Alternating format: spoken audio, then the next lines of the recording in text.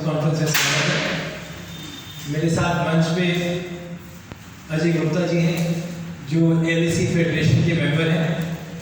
साथ में मनदीप कोहली जी हैं जो ट्रेड एसोसिएशन के बहुत ही पुराने और सक्रिय कार्यकर्ता हैं, नेता हैं, जिन्होंने 2008 में सीलिंग के समय में बहुत काम करके लोगों की मदद करी थी। सबसे पहले हमने आपके साथ में एक रेजोल्यूशन जो हमने साउथ दिल्ली म्युनिसिपल कॉर्पोरेशन में कांग्रेस पार्टी की तरफ से लगाया है वो शेयर करा है। अगर आप इस रेजोल्यूशन को देखेंगे तो ये प्रस्ताव हमने एक रखा है साउथ दिल्ली म्युनिसिपल कॉर्पोरेशन में, जिस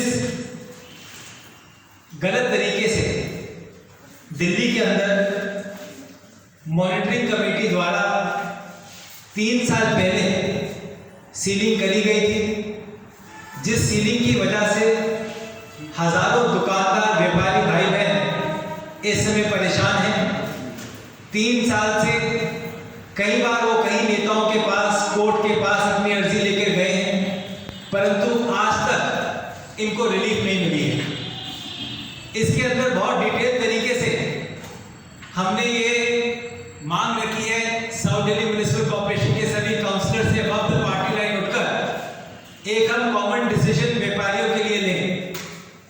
आप देखेंगे पिछले 1 साल में कोरोना काल के अगर पीरियड की बात करें, उससे पहले भी एक इकोनॉमिकल स्लोडाउन, आर्थिक महामारी दिल्ली में ट्रेडर्स की दुकानें सीलिंग की वजह से हुई है, और कोरोना काल को उसमें इंक्लूड करेंगे तो आप देखेंगे कि पहले तो ये सीलिंग से परेशान थे, उसके बाद कोरोना काल से परेशान थे, और कहीं ना कहीं दिल्ली की ग्रोथ भी रुक रही है।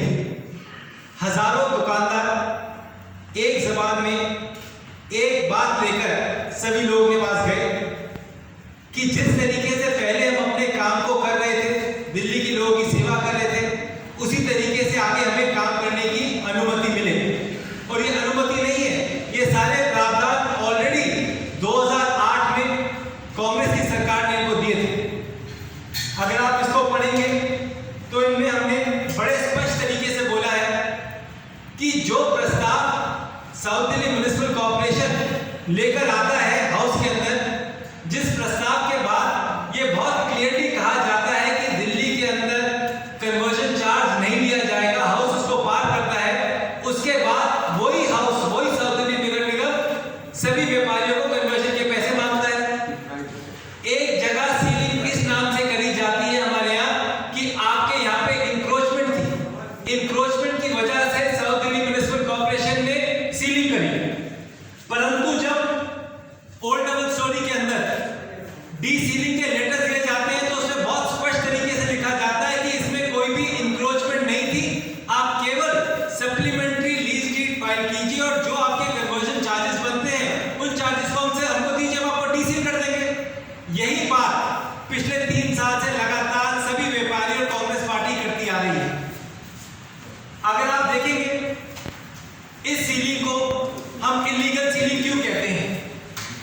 2008 के अंदर ये डॉक्यूमेंट के सेट अभी हम आपको ईमेल के माध्यम से दे देंगे। 2008 के अंदर दिल्ली के लेफ्टिनेंट गवर्नर साहब ने उस समय एक ऑर्डर जारी करा था कि बिना 48 घंटे के नोटिस के किसी भी व्यापारी के यहां सीलिंग नहीं हो सकती। और सबसे चौंकाने वाली बात यह है कि ये ऑर्डर पास जब करा था उस समय भारतीय जनता पार्टी निगम में थी।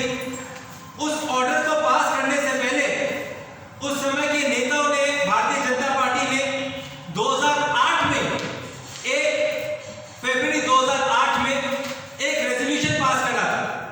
उस रेजोल्यूशन के माध्यम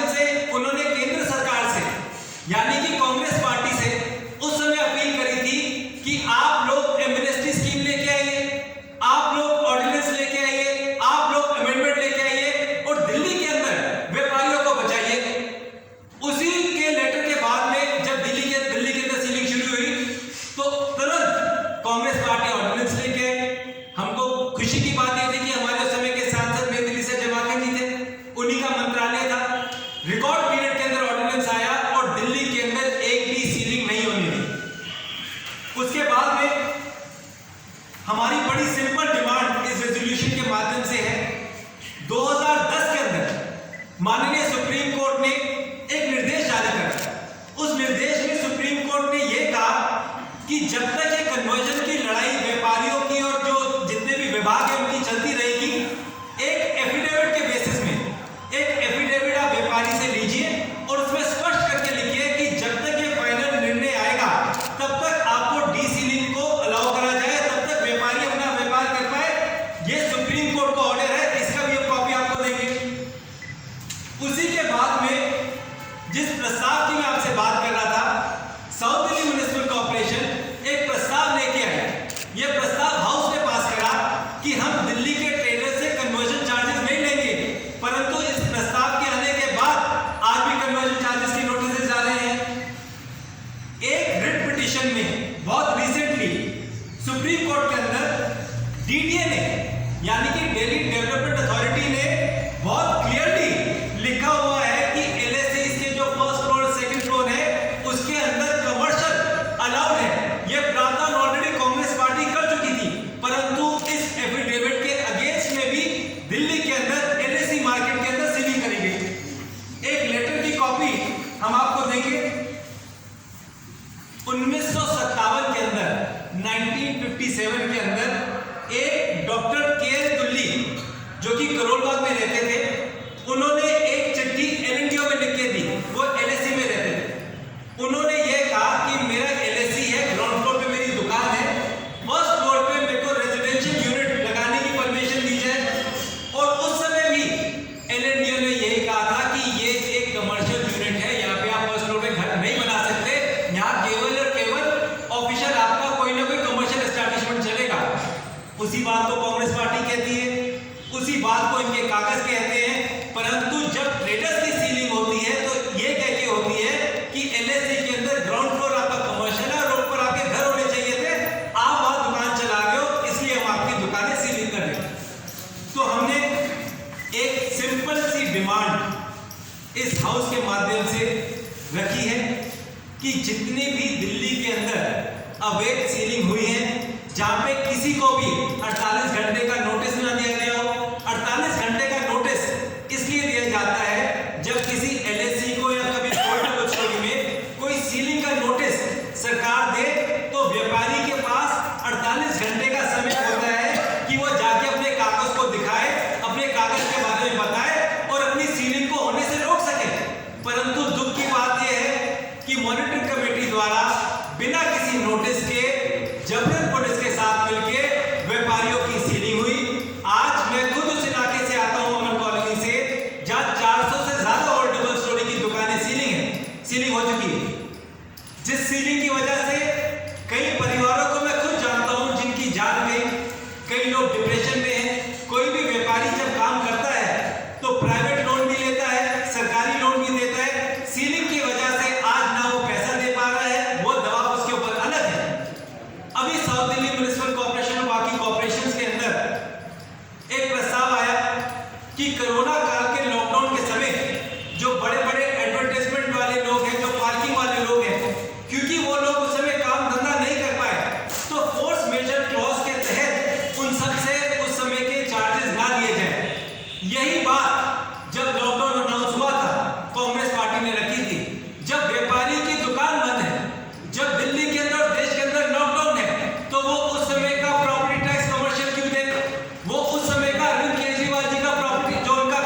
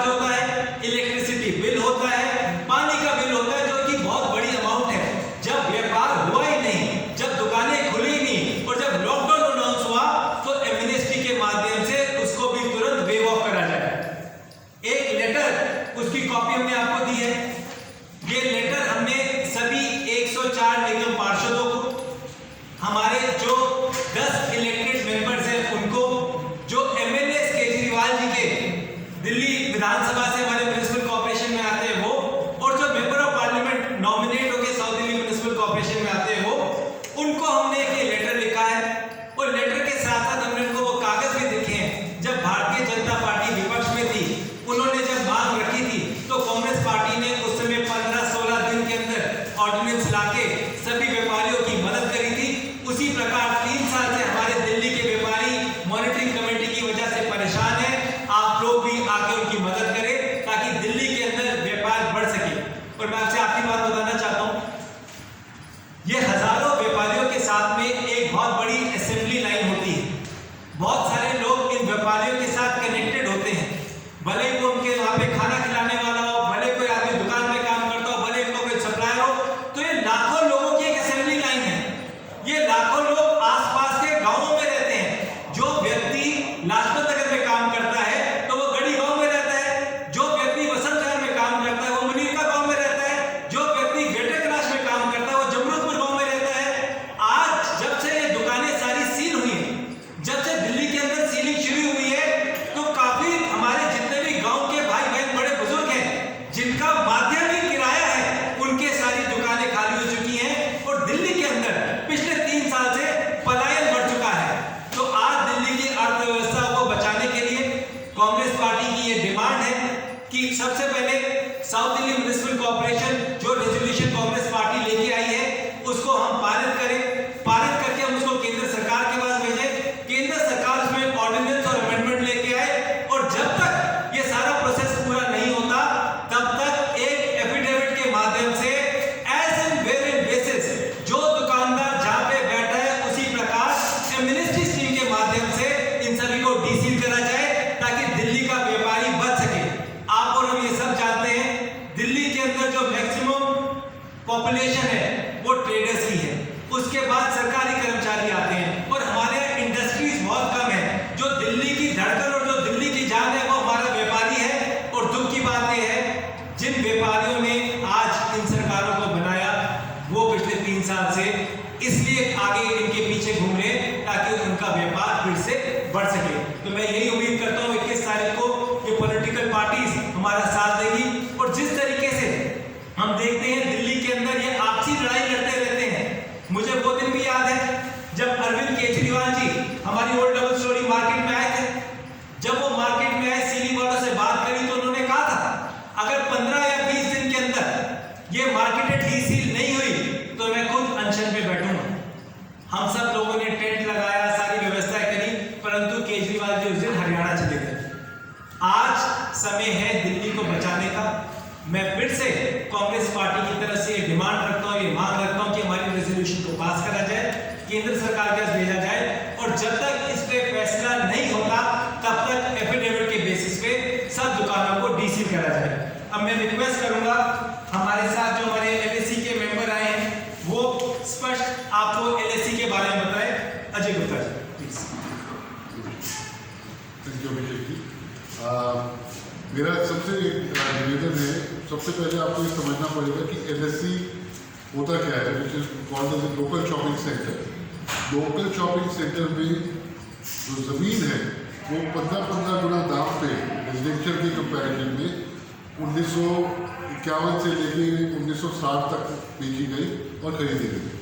सिर्फ इस रीज़न से क्योंकि वो टोटल ज़मीन कमर्शियल और कमर्शियल लैंड है, उसके ऊपर जो बिल्डिंग बन सकती है वो कमर्शियल ही यूज़ हो सकती है। ऑल्दो 62 मास्टर प्लान में उसमें प्रोविजन था कि आप उसमें रेजिडेंस भी रख सकते हैं as one of the option, but वो धीरे धीरे करके मास्टर प्लान से निकाल दिया गया।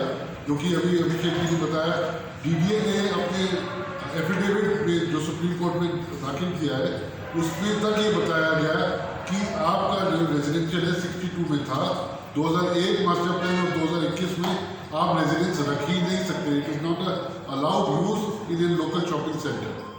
दूसरी सबसे ज़रूरी जो चीज़ है, हमारे को बिना नोटिस के, बिना किसी कारण बताए पुलिस फोर्स लाके हमारी दुकान सील करी गई 2018 में मॉनिटरिंग कमेटी के थ्रू। बट मॉनिटरिंग कमेटी में भी कोई सुनवाई नहीं होती और किसी चीज़ का भी कोई चीज़ नहीं है।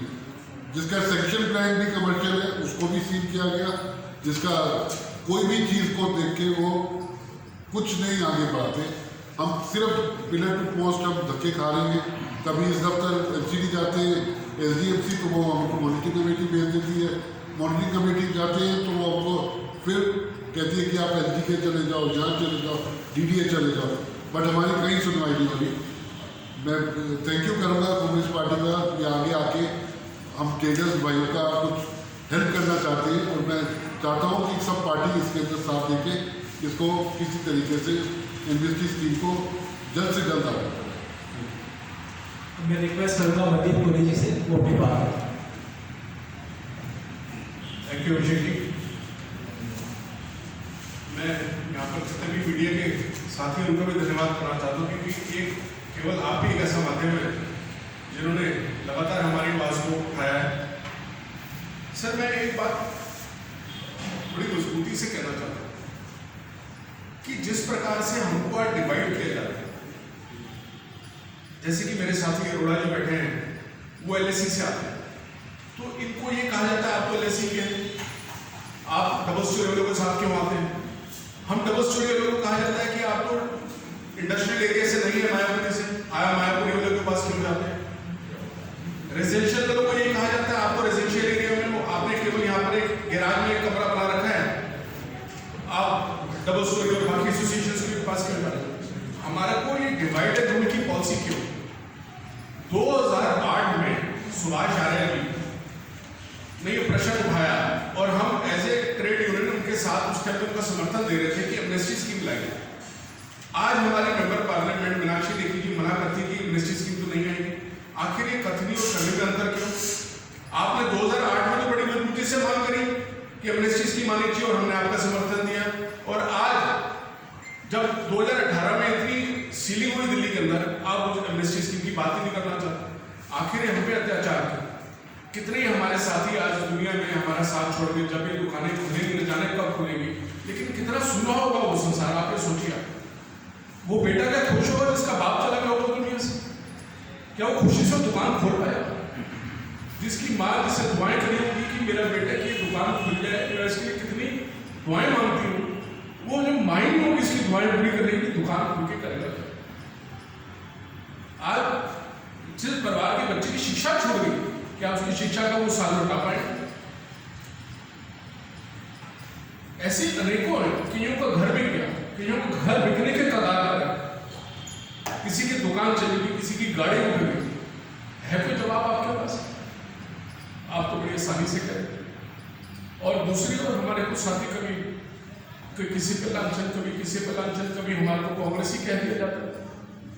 हम बार बार कहते हैं हम व्यापारी हैं। जब 2006, 2007, 2008 में आपके साथ जंग लड़ी थी, तब हम कांग्रेसी नहीं थे, तब तो आपने हमें कभी नहीं कहा। आज आप हमें बड़ी आसानी से ठुकरा देते कि हम कांग्रेसी हैं।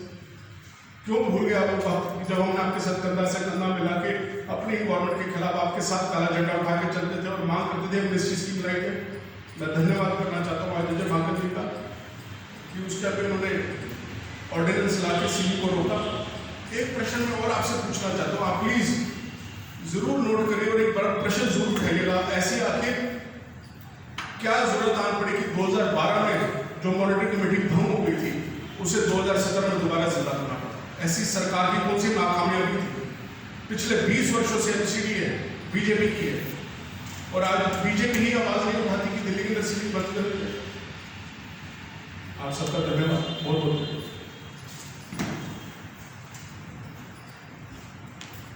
आज हमारी प्रेस कॉन्फ्रेंस करने का और रेजोल्यूशन लाने का सबसे बड़ा कारण यही है कि जब आप लोग विपक्ष में होते हो तो आप एक डिमांड ये रखते हो, जिस डिमांड को माना जाता है दिल्ली के लोगों को बचाया जाता है। आज भाजपा शासित म्युनिसिपल कॉर्पोरेशन है, केंद्र में भी आप एलजी भी आपका है, तो ऐसी क्या परेशानी है कि आप उन्हीं लोगों की जिनकी पहले मदद हुई थी, जो अपना व्यापार कर रहे थे, खुशी से कर रहे थे, दिल्ली के अंदर बहुत बड़ा टैक्स दे रहे थे, सेल्स टैक्स भी देते थे, जीएसटी भी देते थे, इनकम टैक्स भी देते थे, प्रॉफिट टैक्स भी देते थे, और दिल्ली के अंदर डेवलपमेंट होती थी। आज उन्हीं लोगों के व्यापार बंद करके आप क्या अचीव करना चाहते हो? तो मैं पूरी उम्मीद रखता हूँ कि आप हमारे रेजोल्यूशन को पास होने में साथ देंगे और दिल्ली के ट्रेडर्स को आप बचाएंगे। एक चीज और, आज स्पेशल सेशन आम आदमी पार्टी द्वारा एमसीडी के खिलाफ बुलाया गया है, और आज सुबह एक ट्वीट आम आदमी पार्टी के ट्विटर हैंडल ने करा जिसमें WWE के रेसलर्स की फोटो है। तो मैं यही बताना चाहता हूं कि WWE को अगर आप देखेंगे तो ये सारा का सारा एक प्लान्ड लड़ाई होती है जो केवल मनोरंजन के लिए होती है, और उसी प्लान्ड लड़ाई के तहत आज दिल्ली सफर कर रही है। 2012 में 351 रोड्स को नोटिफाई करने के लिए दिल्ली सरकार ने फाइल पास करी थी, जिसमें केवल कैबिनेट की मंजूरी मिलनी थी। आज इस बात को 7 साल हो चुके हैं, परंतु केजरीवाल जी की सरकार ने उन 351 रोडों को नोटिफाई नहीं करा गया।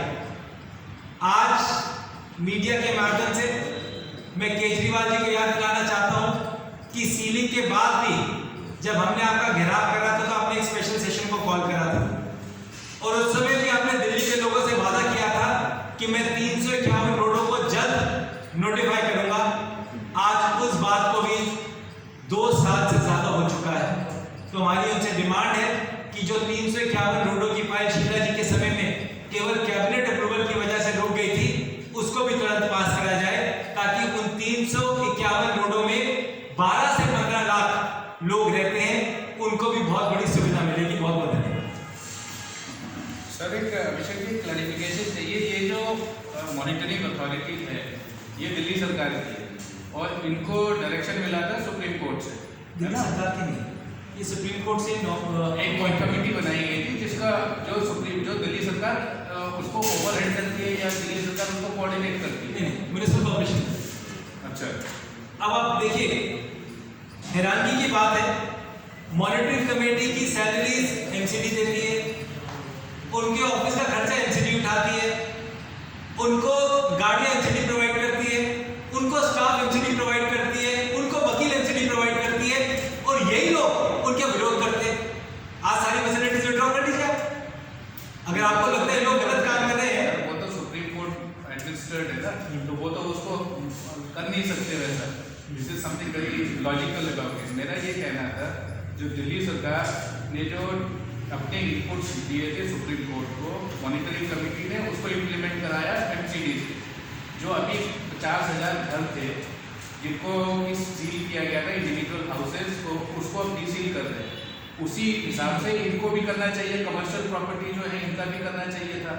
तो इसमें क्यों अड़चन आ रहा है? ये हमारे रेजोल्यूशन का पार्ट है, अगर आप पढ़ेंगे इसमें हमने ये लिखा है कि मॉनिटरिंग कमेटी ने जो रिहायशी इलाकों में रेजिडेंशियल प्रोमिसेस के अंदर जो स्ट्रीट के अंदर रूम्स बने हुए थे उसको मिसयूज की वजह से सील करा था, जिसके अंदर कई प्राइवेट कॉलोनियां थी, उसको बेसिक एफिडेविट के बेसिस पे कि वो आदमी हटा देगा, उनको डीसील कर दिया। यही मांग हमारी सेम मांग है कि जब तक इसका निर्णय नहीं आता, जब तक सरकार इस पर कोई कदम नहीं उठाती, हो सकता है इस केस को 5 साल लग जाए, हो सकता है इस केस को 15 साल लग जाए, तो 15 साल व्यापारी कहां जाएगा? और आज भी उसके पास कोई और जरिया काम करने का नहीं है। जिस तरीके से सीलिंग हुई है, मैं खुद उस इलाके से आता हूं जहां आज भी 500 दुकानें सील पड़ी हैं। केवल 500 दुकानें सील नहीं है, जो किराए पे लोग रहते थे वो परेशान है, जो वहां चाय पिलाता था वो परेशान है, जो रेडी पे सामान लेके आता था वो परेशान है, जो टॉयलेट मेंटेन करता था वो तक परेशान है। पूरी की पूरी असेंबली लेन जुड़ी हुई है, लाइन जुड़ी है, सबके सब लोग परेशान है। और उसमें तो शायद ये भी है कि यदि आप अथॉरिटी के पास जाते हैं, अपना जैसे ये भाई साहब बता रहे हैं कि आप अपना अर्जी लेके जाते हैं, तो उसमें आपको शायद 1 लाख रुपए भरना पड़ता है। जी, एकदम सही कहा। बताइए, 1 लाख रुपए बंदा कमाई 1 रुपए का नहीं, 1 लाख रुपए का पहले उसको वो भरना पड़ता है। इसमें I will just add 1 lakh रुपए के साथ में वो एक एफिडेविट मांगते हैं आपसे, जिसमें आपके वो हाथ काट के बोलते हैं कि आप लिख के दीजिए आप रेजिडेंशियल हो, मैं कमर्शियल हूँ। मैं अपने आप को कमर्शियल जब लिखता हूँ वो एफिडेविट नहीं देते, वो कहते नहीं हमारा जो फॉर्मेट है उसी में आपको एफिडेविट देना है, आप लिख के दीजिए आप रेजिडेंशियल हैं। जैसे मैं वो लिखूंगा तो मेरे पे वो कन्वर्जन चार्ज की मांग कर देंगे। और सबसे हैरानी की बात यह है कि जो इनके लेटर्स हैं पुराने एलएससीज के, वो खुद ये डिफाइन करते हैं कि आप लोग ऑलरेडी कमर्शियल हो, और जो हमारी बाकी रोड्स हैं वो नोटिफाइड कमर्शियल रोड्स हैं, जहाँ पे ऑलरेडी कन्वर्जन चार्ज आप 10 साल से देते आ रहे। जो ऑलरेडी नोटिफाइड कमर्शियल है वो क्यों रेजिडेंशियल लिख के देगा? सर 2018 में जब हमारी सीलिंग हुई है 8 मार्च 2018 और 8 मार्च को सुबह हम अभिषेक जी के साथ गए मॉनिटरिंग कमेटी पे और हमने उनको एक एक्ट दिखाया, स्पेशल प्रोविजन एक्ट, जो 2007 से दिल्ली के अंदर लागू हुआ। हमने उनको दिखाया कि 2007 से ये एक्ट लागू है, हम इस एक्ट के तहत भी प्रोटेक्टेड हैं। तो उन्होंने सीधा वो फाइल उठा के फेंक दिया, बोला पहले मैं आपकी सीलिंग करूँगा, बाद में आपकी करूँगा। देखिए दुख की बात यह है कि 48 घंटे का नोटिस, जो कि अब 2018 में सुप्रीम कोर्ट ने भी माना है उस चीज को, 48 घंटे का नोटिस इसलिए दिया जाता है कि कोई भी व्यापारी अपने कागज लेके अधिकारी को सच तो बता पाए। अब मारने के बाद जब उसने भी क्यों मारा, वो तो कोई इलाज नहीं। कोई और सवाल है? एक ऑल्टरनेट, एक और other than this there is a question. कल परसों दिल्ली सरकार ने ये नोटिफिकेशन किया है कि पीडब्ल्यूडी के रोड के लिए कंसल्टेंट हायर करेंगे। पहले उन्होंने दिल्ली को सुंदरीकरण के लिए कंसल्टेंट हायर किया था, पता नहीं आपने उसका कोई पॉजिटिव अंजाम देखा या नहीं, उसके बारे में आप क्या कहें? देखिए दिल्ली के अंदर पीडब्ल्यूडी की रोड्स की जो आज की डेट में हालत है, वो केवल उसमें गड्ढे नहीं है, उसमें पोल्यूशन भी बहुत ज़्यादा है। और दुख की बात यह है कि केजरीवाल जी को जो फोकस है वो दिल्ली में नहीं है। उनका अब आज की डेट में कहाँ फोकस है? यूपी में, हरियाणा में, गोवा में। और कोरोना काल में केजरीवाल जी ने एक निर्देश निकाला था कि कोई भी दिल्ली के बाहर का व्यक्ति दिल्ली के अंदर इलाज कराने नहीं आएगा। परंतु केजरीवाल जी की सरकार यूपी में वोट मांगने जा सकती है, यूपी का व्यक्ति दिल्ली में इलाज कराने नहीं आ सकता, हरियाणा का व्यक्ति दिल्ली में इलाज कराने नहीं आ सकता, बट केजरीवाल जी वोट मांगने यूपी जरूर जा सकते हैं। तो मैं तो वेट करो, जब वो यूपी वोट मांगने जाएंगे तो वहां के लोग पूछेंगे कि आज तो वोट मांगने आ गए, और जब हमें आपकी जरूरत थी आपने वोट बंद कर दिए। तो बहुत छोटी और ओछी राजनीति है।